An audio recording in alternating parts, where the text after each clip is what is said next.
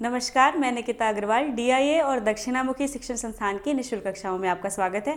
पिछले लेक्चर में हमने देखा था कि वेलेज़ली की सहायक संधि क्या थी, उसकी आवश्यकता क्यों पड़ी और उसके परिणाम क्या थे, जो कि सकारात्मक और नकारात्मक दोनों थे। उसके बारे में हमने जाना। इसी क्रम में आज हम आगे पढ़ेंगे कि डलहौजी जो वेलेज़ली के बाद आते हैं उनकी साम्राज्य विस्तार की नीतियाँ कौन कौन सी थी और कैसी थी। ठीक है, आज हम डलहौजी की साम्राज्यवादी विस्तार की नीति में आज हम मुख्यतः फोकस करने वाले हैं व्यवगत की नीति पर, जिसे डॉक्ट्राइन ऑफ लैप्स भी कहते हैं और हड़प नीति भी कहते हैं। ठीक है, उसके पहले हमें थोड़ी सी पृष्ठभूमि समझ लेनी चाहिए कि अंग्रेजी साम्राज्य विस्तार के चरण क्या क्या रहे और उनकी रणनीति क्या क्या रही। ठीक है, 1757 से 65 के बीच से 1813 के बीच में उनकी कोई विस्तारवादी नीति नहीं थी। कंपनी का मुख्य ध्यान था आर्थिक लाभ और मुनाफे को बढ़ाना। ठीक है, तो 1757 से 1813 के बीच में उनकी कोई भी नीति विस्तारवादी नीति नहीं थी। हाँ, उन्होंने घेरे की नीति अपनाई, जिसे हम आगे पढ़ेंगे, जिसे रिंग ऑफ फेंस भी कहते हैं, पॉलिसी ऑफ रिंग फेंस भी कहते हैं। इसके बारे में हम आगे चर्चा करेंगे। तो 1757 से 1813 तक उनकी कोई भी नीति जो थी वो कि विस्तारवादी नहीं थी। ठीक है, 1813 से 58 के बीच में ब्रिटिश विस्तारवाद की शुरुआत होती है। ठीक है, इसे हम ब्रिटिश विस्तारवादी चरण भी कह सकते हैं। ठीक है, अब इसकी ज़रूरत क्यों पड़ी? क्योंकि अब जब ब्रिटिश कंपनी भारत में अपने पैर पसार लिए, अच्छे से जम गई, तो उनका उत्पादन अतिशय होने लग गया। उनकी उत्पादन की मात्रा बहुत बढ़ गई, जिसके लिए उन्हें बाजार की आवश्यकता पड़ी। ठीक है, अंग्रेज़ी माल के मतलब अंग्रेज़ी वस्तुओं के उत्पादन के लिए उन्हें बाजार की आवश्यकता पड़ी और कच्चे माल की ज़रूरत भी बढ़ गई।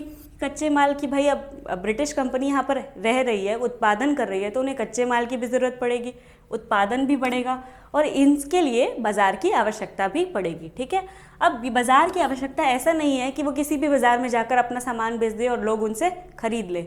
ऐसा नहीं हो सकता जब तक प्रत्यक्ष नियंत्रण उन्हें किसी क्षेत्र का न मिले, जब तक उनके ऊपर डायरेक्ट कंट्रोल ना हो किसी क्षेत्र के ऊपर, वो अपना सामान नहीं बेच सकते थे। ठीक है, तो 1813 से मुक्त व्यापार की नीति अपनाई गई और विस्तारवादी चरण की शुरुआत हुई। ठीक है, तो आगे हम बढ़ते हैं कि डलहौजी का काल जो कि ब्रिटिश साम्राज्यवाद की प्रखर दोपहरी कहलाता है। क्यों कहलाता है? क्योंकि यहाँ पर दो नीतियाँ अपने चरम पर थी कि कौन कौन सी?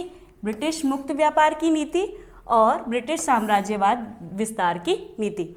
इस समय ब्रिटिश जो थे अपने आर्थिक मुनाफे को भी बहुत बढ़ाना चाहते थे और अपना साम्राज्य विस्तार भी करना चाहते थे।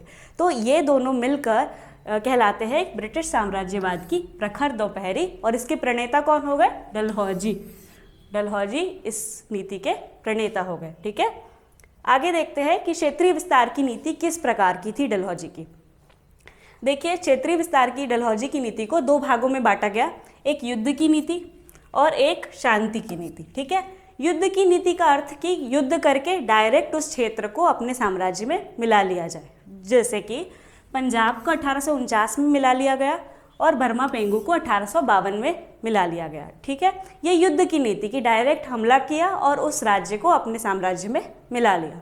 शांति की नीति में दो तरह की नीति आई है। एक तो आती है कुशासन के आरोप में, जैसे कि अवध को मिला लिया गया 1856 में। ठीक है, और एक दूसरी नीति होती है गोद निषेध प्रथा, हड़प नीति, व्यपगत सिद्धांत, डॉक्ट्राइन ऑफ लैप्स। ये सारी नीतियों के नाम एक ही है, ये सारी एक ही नीतियों के नाम है। गोद निषेध प्रथा, हड़प नीति, व्यपगत सिद्धांत एक ही नीति को कहा जाता है। ठीक है, अभी हम आगे देखेंगे कि ये है क्या। व्यपगत का सिद्धांत क्या है? पैतृक वारिस न होने की स्थिति में राज्य को कंपनी के अधीन कर देना। अगर मान लीजिए मैं किसी देश की राजा हूँ और मेरा कोई वारिस नहीं है, तो वो राज्य किसको चला जाएगा? वो राज्य चला जाएगा ब्रिटिश साम्राज्य को।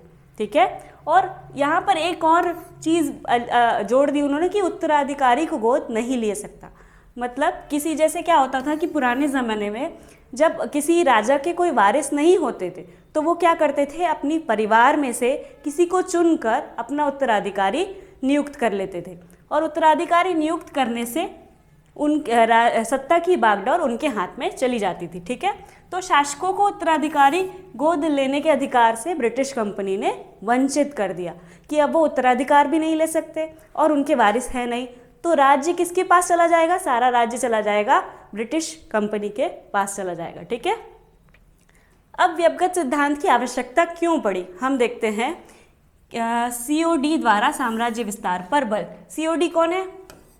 COD है कोर्ट ऑफ डायरेक्टर्स, जो कि ब्रिटेन में बैठती थी, एक समिति थी डायरेक्टर्स की, वो बहुत सारे निर्णय कंपनी के लेती थी। ठीक है, तो COD द्वारा साम्राज्य विस्तार पर बल दिया गया। जितना मुनाफा उन्हें हो रहा था उन्हें उससे ज़्यादा चाहिए था, कंपनी को और मुनाफा बढ़ाना था, इस कारण से साम्राज्य विस्तार पर बल दिया गया। ठीक है, निर्मित वस्तुओं की बिक्री व कच्चे माल की प्राप्ति हेतु प्रत्यक्ष नियंत्रण वाले क्षेत्रों की आवश्यकता।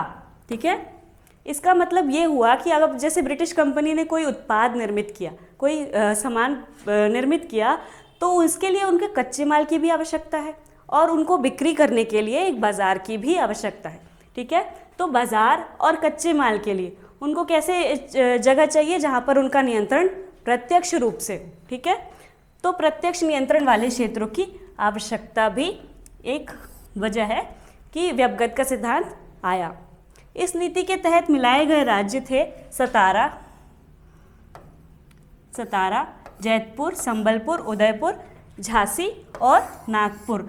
ये राज्य थे जो व्यवगत का सिद्धांत के अंतर्गत ब्रिटिश साम्राज्य में मिलाए गए। ठीक है, इसमें इन राज्यों के पास कोई पैतृक वारिस नहीं था और इन्हें उत्तराधिकारी गोद लेने से वंचित कर दिया गया था। ठीक है, आगे देखते हैं व्यवगत सिद्धांत हड़प नीति के परिणाम क्या रहे। ठीक है, एक विशाल क्षेत्र पर अंग्रेज़ों का नियंत्रण हो गया। ठीक है, जब अंग्रेज़ों ने इस तरह की नीति, व्यवगत नीति को अपनाया, तो बहुत सारे ऐसे राज्य थे जिनके पास पैतृक वारिस नहीं थे, अब वो उत्तराधिकार भी गोद नहीं ले सकते थे। तो इस कारण से क्या हुआ कि एक बहुत बड़े क्षेत्र पर ब्रिटिश साम्राज्य का नियंत्रण हो गया। अब उन्हें कच्चे माल की प्राप्ति और निर्मित वस्तुओं की बिक्री के लिए एक बड़ा क्षेत्र या बड़ा बाजार मिल गया। ठीक है, कच्चे माल की प्राप्ति भी, अब इतने सारे राज्य होने के बाद उनके पास फसल करने के लिए बहुत सी ज़मीन हो गई, कारखाने खोलने के लिए बहुत सी ज़मीन हो गई और सब कुछ उनके नियंत्रण में हो गया। तो कच्चे माल की प्राप्ति भी उनको आसानी से हो गई और निर्मित वस्तुओं के लिए एक नया बाजार भी उन्हें मिल गया। ठीक है, डलहौजी की विधि सम्मत तरीके से राज्यों को मिलाने की नीति पर कार्य था। मतलब वो चाहता था कि आगे कोई भी उनकी नीतियों पर सवाल ना खड़े कर सके, इसलिए उन्होंने इस तरीके की नीति बनाई थी। अब क्या होता है कि भारतीय मानचित्र में वृहद परिवर्तन दिखने को मिलता है। क्यों? क्योंकि ऐसे एक नीति में बहुत सारे ऐसे राज्य थे जिनके पास पैतृक वारिस नहीं थे। अब इसके कारण बहुत सारे क्षेत्रों पर उन्होंने कब्जा कर लिया। हमने पिछली स्लाइड में देखा कि कौन कौन से राज्य इनमें शामिल थे। ठीक है, तो एक भारतीय मानचित्र में एक वृहद परिवर्तन देखने को मिलता है। अब इस वजह से ब्रिटिश कंपनी को देशी राज्यों के असंतोष का सामना करना पड़ा। अब जब वो सारी नीतियाँ अपने आप से बनाने लग गए, अपनी मर्जी से राज्यों को अपने में मिलाने लग गए, तो देशी राज्यों को ये बात खटकने लगी और उनको इस चीज़ का असंतोष हुआ और वो असंतोष प्रकट करने लगे। तो 1857 का जो विद्रोह होता है उसे भी इस संदर्भ में समझा जा सकता है कि भाई उनकी नीतियाँ जो थी वो असंगत थी। तो इस असंगत नीति के परिणाम के चलते ही 1857 का विद्रोह सामने आता है। ठीक है, इसके बारे में हम आगे पढ़ेंगे। अभी हम देखेंगे डलहौजी के कार्य। डलहौजी ने अपने काल में बहुत सारे ऐसे कार्य किए जो कि भारत में पहली बार हुए थे। ठीक है, उन्होंने शिक्षा संबंधी सुधारों पर बल दिया। उन्होंने कहा कि शिक्षा अगर अच्छी होगी तो उन्हें, मतलब ये सारी चीज़ें औपनिवेशिक हित के लिए थी, परंतु उन्हें काम करने के लिए अच्छे लोग चाहिए थे। ठीक है, तो उन्होंने शिक्षा संबंधी सुधारों पर बल दिया। इनके समय ही 1854 में वुड घोषणा पत्र आया, जिसे क्या कहते हैं? शिक्षा का मैग्ना कार्टा कहते हैं। ठीक है, भारतीय शिक्षा का मैग्ना कार्टा किसे कहते हैं? वुड घोषणा पत्र को, जो कब आया? 1854 में। ठीक है, संचार एवं परिवहन के क्षेत्र में डलहौजी ने काफ़ी कार्य किया। रेलवे लाइन व टेलीग्राम लाइन का विकास भी इनका श्रेय इनको जाता है। ठीक है, 1853 में पहला रेल परिचालन मुंबई से थाने इन्हीं के काल में हुआ था। ठीक है, 1852 भारतीय तार विभाग, 1854 पोस्ट ऑफिस एक्ट, इनके बारे में हम आगे विस्तार से पढ़ेंगे। ठीक है। और इनके काल में ही पहली बार डाक टिकट का प्रयोग हुआ था। ठीक है। सार्वजनिक निर्माण की विभाग की स्थापना का श्रेय भी किन्हें जाता है? डलहौजी को जाता है। पहले यह किस विभाग के अंतर्गत आता था? सैन्य विभाग के अंतर्गत आता है। अगर मान लीजिए कोई प्रश्न आता है कि सार्वजनिक निर्माण विभाग इस काल में किसके अंतर्गत आता था? पहले सैन्य विभाग के अंतर्गत, और इन्होंने उस विभाग को अलग किया। ठीक है। डलहौजी ने सभी बंदरगाह विश्व व्यापार के लिए खोल दिए, क्योंकि मुक्त व्यापार की नीति थी, कोई भी बाउंडेशन किसी के लिए नहीं था, तो विश्व व्यापार के लिए उन्होंने सभी बंदरगाह खोल दिए। ठीक है।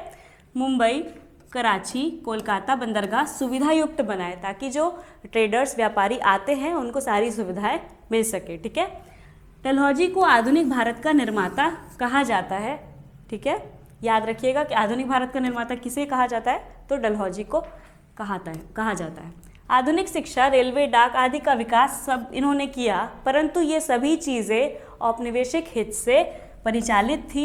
यहाँ पर भारतीयों का हित के बारे में बात नहीं की गई थी। ये हित किनके थे? ब्रिटिश कंपनी के थे, ब्रिटिश साम्राज्य के थे। इसीलिए उन्होंने यहाँ पर विकास किया, क्योंकि उन्हें अपने हित साधने थे। ठीक है।